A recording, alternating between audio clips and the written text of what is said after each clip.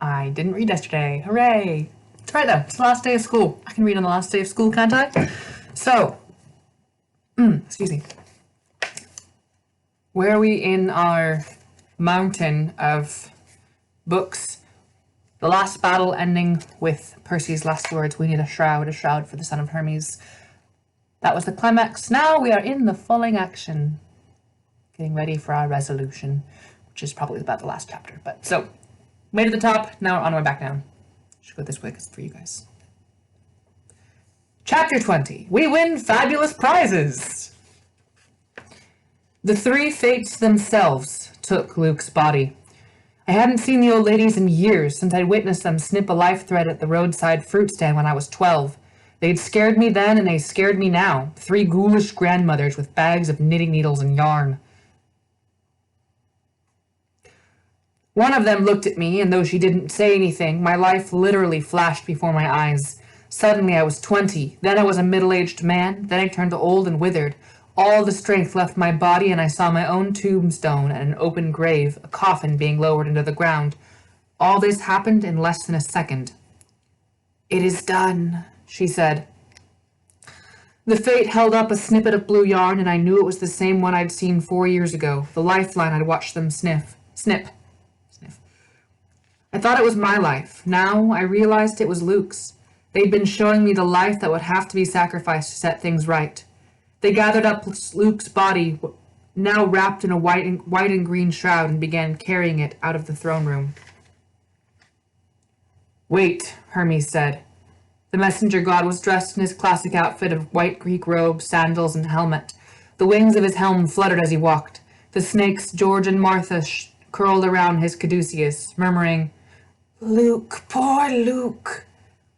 I thought about May Castellan alone in her kitchen, baking cookies and making sandwiches for a son who would never come home. Hermes unwrapped Luke's face and kissed his forehead. He murmured some words in ancient Greek, a final blessing. "Farewell," he said. Then he nodded and allowed the fates to carry away his son's body. As they left, I thought about the great prophecy. The lines now made sense to me. The hero's soul cursed blade shall reap. The hero was Luke.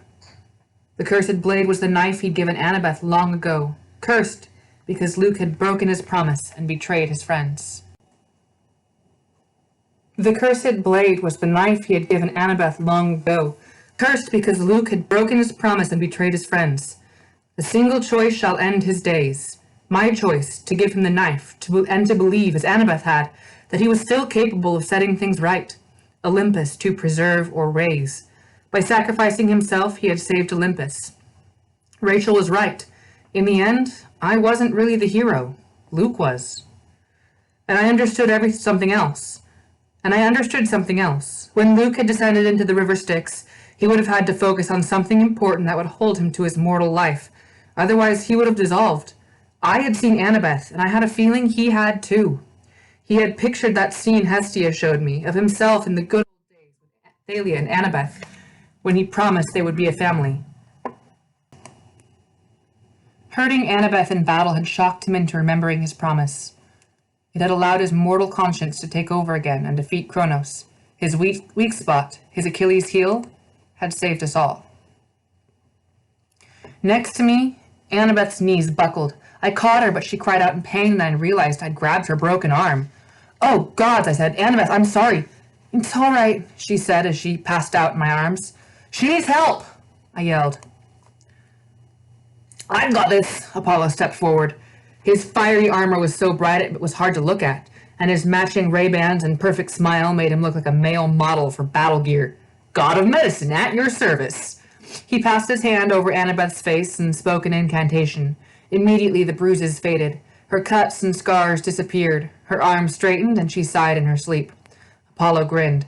"She'll be fine in a few minutes. Just enough time for me to compose a poem about our victory. Apollo and his friends save Olympus. Good, huh?" "Thanks, Apollo," I said. "I'll, let you handle the poetry." The next few hours were a blur. I remembered my promise to my mother. Zeus didn't even blink an eye when I told him about my strange request. He snapped his fingers and informed me that the top of the Empire State Building was now lit up blue. Most mortals would just have to wonder what it meant, but my mom would know. I had survived. Olympus was saved. The god set about repairing the throne room, which went surprisingly fast with 12 supernatural beings at work. Grover and I cared for the wounded once the sky bridge reformed, and we greeted our friends who had survived. The Cyclopes had saved Thalia from the fallen statue. She was on crutches, but otherwise she was okay. Connor and Travis Stoll had made it through with only minor injuries. They promised me they hadn't even looted the city much. They told me my parents were fine, that they weren't allowed into Mount Olympus. Mrs. O'Leary had dug Chiron out of the rubble and rushed him off to camp. The Stolls looked kind of worried about the old centaur, but at least he was alive. Katie Gardner reported that she'd seen Rachel Elizabeth Dare run out of the Empire State Building at the end of the battle. Rachel had looked unharmed, but nobody knew where she'd gone, which also troubled me. Nico D'Angelo came into Olympus to a hero's welcome, his father right behind him, despite the fact that Hades was only supposed to visit Olympus on the winter solstice. The god of the dead looked stunned when his relatives clapped him on the back. I doubt he'd ever gotten such an enthusiastic welcome before. Clarice marched in, still shivering from her time in the ice block, and Ares bellowed, "There's my girl!" The god of war ruffled her hair and pounded her on the back, calling her the best warrior he'd ever seen. "That's dragon slaying? That's what I'm talking about!" She looked pretty overwhelmed. All she could do was nod and blink like she was afraid he'd start hitting her, but eventually she began to smile. Hera and Hephaestus passed me, and while Hephaestus was a little grumpy about me jumping on his throne, he thought I'd done a pretty bang-up job, mostly. Hera sniffed in disdain. "I suppose I won't destroy you and that little girl now." "Annabeth saved Olympus," I told her. "She convinced Luke to stop Kronos." Hera whirled in a huff, but I figured our lives would be safe, for at least a little while. Dionysus's head was still wrapped in a bandage. He looked me up and down and said, "Well, Percy Jackson, I see Pollux made it through, as I suppose you aren't completely inept. It's all thanks to my training, I suppose." Yes, sir," I said. Mr. D nodded. "And as thanks for my bravery, Zeus has cut my probation in that miserable camp in half. I now have only 50 years left instead of 100. 50 years, huh?" I tried to imagine putting up with Dionysus until I was an old man, assuming I lived that long. "Don't get so excited, Jackson," he said, and I realized he was saying my name correctly. "I still plan on making your life miserable." I couldn't help smiling. Naturally. "Just so we understand each other." He turned and began repairing his grapevine throne, which had been singed by fire. Grover stayed at my side. From time to time, he would break down in tears. "So many nature spirits dead, Percy. So many." I put my arm around his shoulders and gave him a rag to blow his nose. "You did a great job, G-Man. We will come back from this. We'll plant new trees. We'll clean out the parks. Your friends will be reincarnated into a better world." He sniffed dejectedly. I suppose, but it was hard enough to rally them before. I'm still an outcast. I could barely get anyone to listen to me about Pan. Now will they ever listen to me again? I led them into a slaughter." "They will listen," I promised, "because you care about them. You care about the wild more than anyone." He tried for a smile. "Thanks, Percy. I hope you know I'm really proud to be your friend." I patted his arm. "Luke was right about one thing, G-Man. You're the bravest satyr I ever met." He blushed, but before he could say anything, conch horns blew. The army of Poseidon marched into the throne room. "Percy!" Tyson yelled. He charged toward me with his arms open. Fortunately, he'd shrunk back to normal size, so his hug felt like getting hit by a tractor, not the entire farm. You are not dead," he said. "Yeah," I agreed. "Amazing, huh?"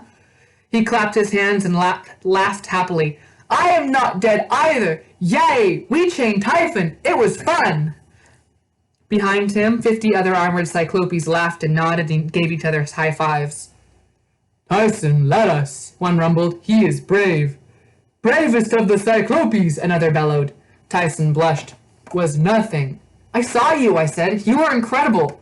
I thought poor Grover would pass out. He's deathly afraid of Cyclopes, but he steeled his nerves and said, "Yes, 3 cheers for Tyson." The Cyclopes all roared. "Please don't eat me," Grover muttered, but I don't think anybody heard him. The conchorns blasted again. The Cyclopes parted, and my father strode into the throne room in his battle armor, his trident glowing in his hands. "Tyson," he roared, "well done, my son, and Percy." His face turned stern. He wagged his finger at me, and for a second I was afraid he was going to zap me. I even forgive you for sitting on my throne. You have saved Olympus. He held out his arms and gave me a hug. I realized, a little embarrassed, that I'd never actually hugged my dad before. He was warm, like a regular human, and he smelled of a salty beach and fresh sea air. When he pulled away, he smiled kindly at me. I felt so good, I admit I teared up a little. I guess until that moment I hadn't even allowed myself to realize how terrified I'd been the last few days. Dad, shh, he said. No hero is above fear, Percy, and you have risen above even every hero. Not even Hercules. Poseidon! A voice roared. Zeus had taken his throne. He glared across the room at my dad while all the other gods filed in and took their seats. Even Hades was present, sitting on a simple stone guest chair at the foot of the hearth. Nico sat cross-legged on the ground at his dad's feet. Well, Poseidon, Zeus grumped, are you too proud to join us in council, my brother? I thought Poseidon was going to get mad, but he just looked at me and winked. I would be honored, Lord Zeus. I guess miracles do happen. Poseidon strode over to his fishing seat, and the Olympian Council convened. While Zeus was talking, some long speech about the bravery of the gods, etc., Annabeth walked in and stood next to me. She looked good for someone who'd recently passed out. Miss much? She whispered. Nobody's planning to kill us so far, I whispered back. First time today. I cracked up, but Grover nudged me because Hera was giving us a dirty look. As for my brothers, Zeus said, we are thankful. He cleared his throat and like the words were hard to get out.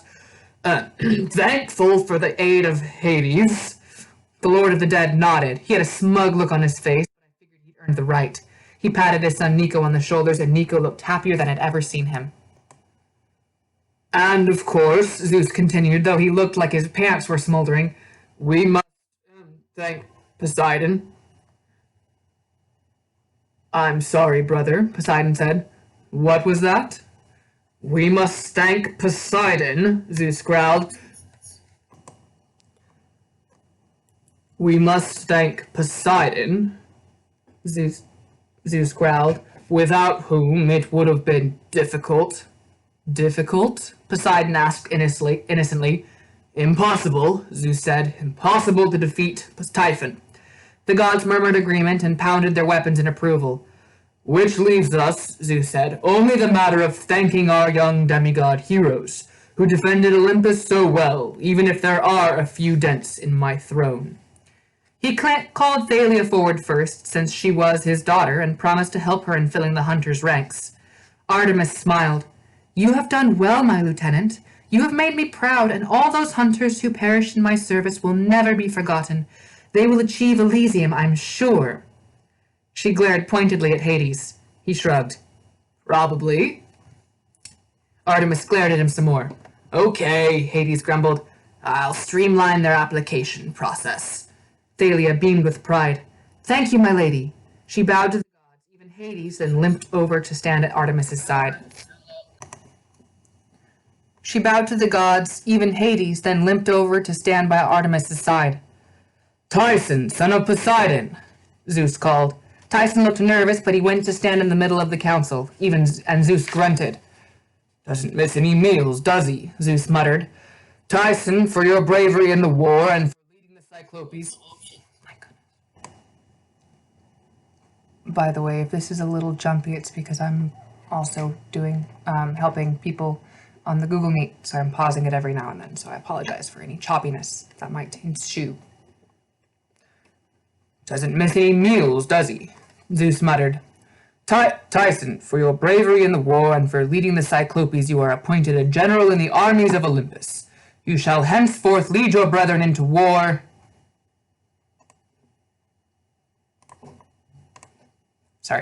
You shall henceforth lead your brethren into war whenever required by the gods, and you shall have a new, what kind of weapon would you like? Sword? An axe? Stick! Tyson said, showing his broken club. Very well, Zeus said. We will grant you a new, stick, the best stick that may be found. Hooray! Tyson cried, and all the Cyclopes cheered and pounded him on the back as he rejoined them. Grover Underwood of the Satyrs, Dionysus called. Grover came forward nervously. Oh, stop chewing your shirt, Dionysus chided. Honestly, I'm not going to blast you. For your bravery and sacrifice, blah, blah, blah, and since we have an unfortunate vacancy, the gods have seen fit to name you a member of the Council of Cloven Elders. Grover collapsed on the spot. Oh, wonderful, Dionysus sighed as several naiads came forward to help Grover. Well, when he wakes up, have someone tell him that he will no longer be an outcast and that all satyrs, naiads, and other spirits of nature will henceforth treat him as a lord of the wild, with all rights and privileges and honors, blah, blah, blah. Now please drag him off before he wakes up and starts groveling. Food, Grover moaned as the nature spirits carried him away. I figured he'd be okay. He would wake up as a lord of the wild with a bunch of beautiful naiads taking care of him. Life could be worse. Athena called, Annabeth Chase, my own daughter. Annabeth squeezed my arm, then walked forward and knelt at her mother's feet. Athena smiled. You, my daughter, have exceeded all expectations. You have used your wits, your strength, and your courage to defend this city and our seat of power. It has come to our attention that Olympus is, well, trashed. The Titan Lord did much damage that will have to be repaired. We could rebuild it by magic, of course, and make it just as it was, but the gods feel that the city could be improved. We will take this as an opportunity, and you, my daughter, will design these improvements. Annabeth looked up, stunned. My lady? Athena smiled wryly. You are an architect, are you not? You have studied the techniques of Daedalus himself. Who better to redesign Olympus and make it a monument that will last for another eon? You mean I can design whatever I want? As your heart desires, the goddess said. Make us a city for the ages. As long as you have plenty of statues of me, Apollo added. And me, Aphrodite agreed. Hey, and me, Ares said. Big statues with huge wicked swords and... All right, Athena interrupted. She gets the point. Rise, my daughter, official architect of Olympus. Annabeth rose in a trance and walked back toward me. Way to go, I told her, grinning. For once she was at a loss for words. I'll have to start planning, drafting paper and pencils. Percy Jackson, Poseidon announced. My name echoed around the chamber. All talking died down. The room was silent except for the crackle of the hearth fire. Everyone's eyes were on me. All the gods, the demigods, the cyclopes, the spirits. I walked into the middle of the throne room. Hestia smiled at me reassuringly. She was in the form of a girl now, and she seemed happy and content. Her smile gave me courage to keep walking. First, I bowed to Zeus, then I knelt at my father's feet. Rise, my son, Poseidon said. I stood uneasily. A great hero must be rewarded, Poseidon said. Is there anyone here who would deny that my son is deserving? I waited for someone to pipe up. The gods never agreed on anything, and many of them still didn't like me, but not a single one protested. The council agrees, Zeus said. Percy Jackson, you will have one gift from the gods. I hesitated. Any gift? Zeus nodded grimly. I don't like this part. I know what you will ask. The greatest gift of all. Yes, if you want it, it shall be yours. The gods have not bestowed this gift on any mortal in many centuries, but, Perseus Jackson, if you wish it, you shall be made a god. Immortal, undying, you shall serve as your father's lieutenant for all time. I stared at him, stunned. A god? Zeus rolled his eyes.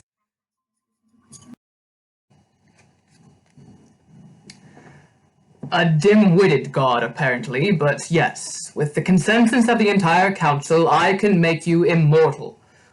Then I will have to put up with you forever. Ares mused. That means I can smash him to a pulp as often as I want.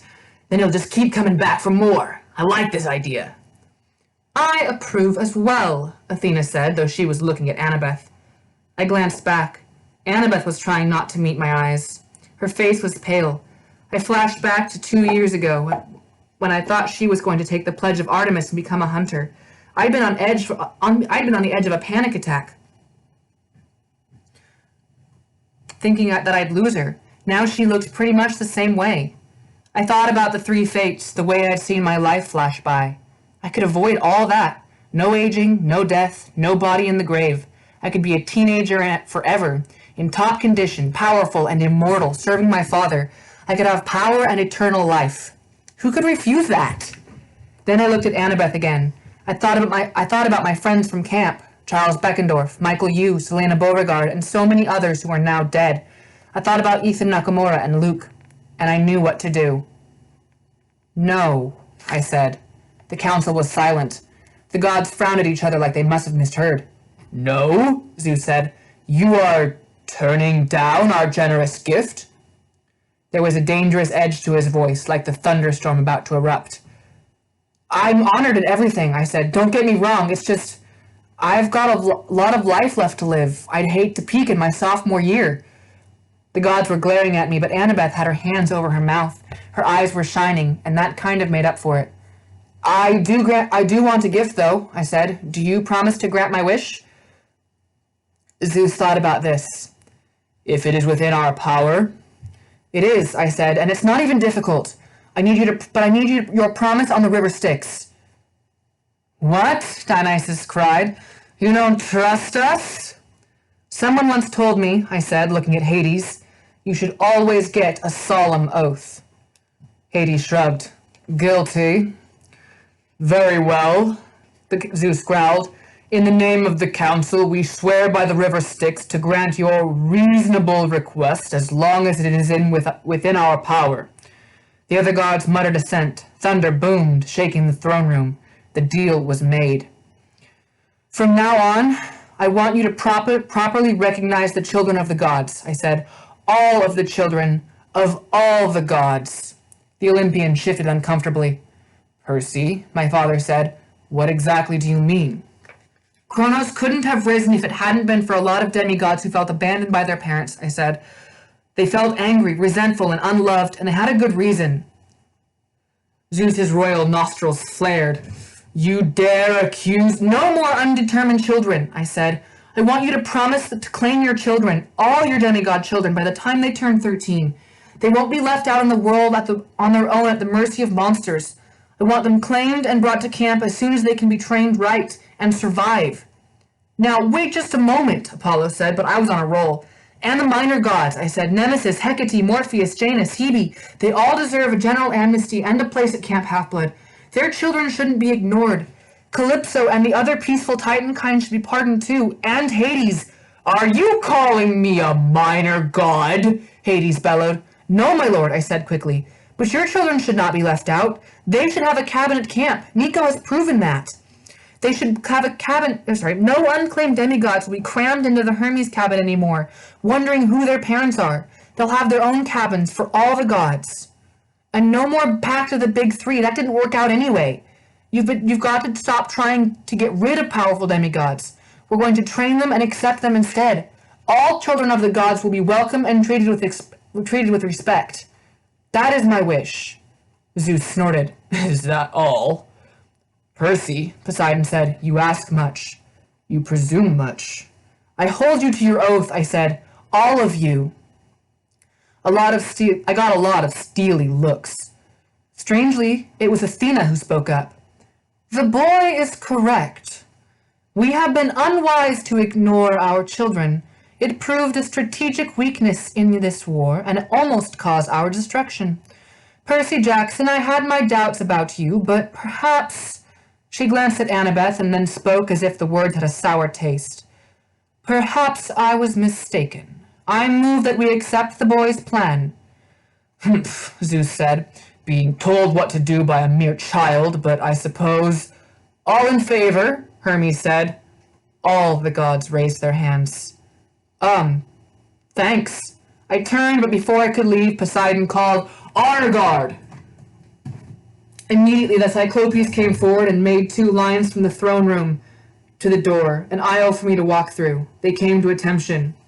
All hail Perseus Jackson, Tyson said, hero of Olympus, and my big brother! And that's the end of chapter 20.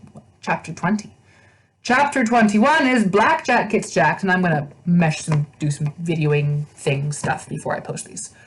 Back in a mo.